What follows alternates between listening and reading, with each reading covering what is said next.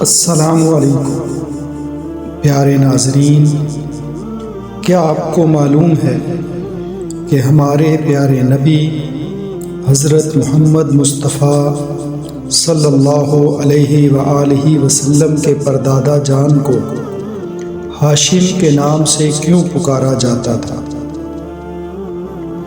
دراصل عرب میں روٹیاں توڑ توڑ کر کھلانے والے کو ہاشم کہا جاتا تھا۔ ہمارے پیارے نبی حضرت محمد مصطفیٰ صلی اللہ علیہ وآلہ وسلم کے پردادا جان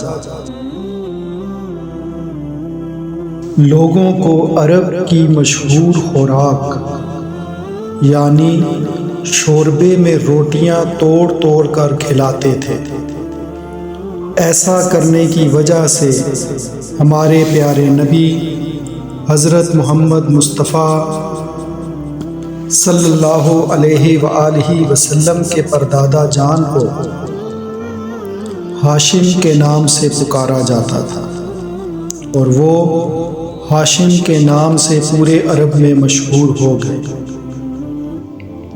پیارے ناظرین، امید ہے آپ کو یہ ویڈیو اچھی لگی ہوگی۔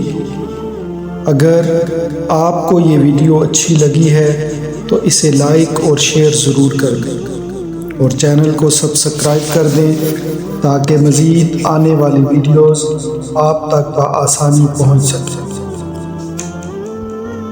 اپنا بہت خیال رکھیے گا۔ اللہ پاک سب کا حامی و ناصر ہو۔ اللہ نگہبان۔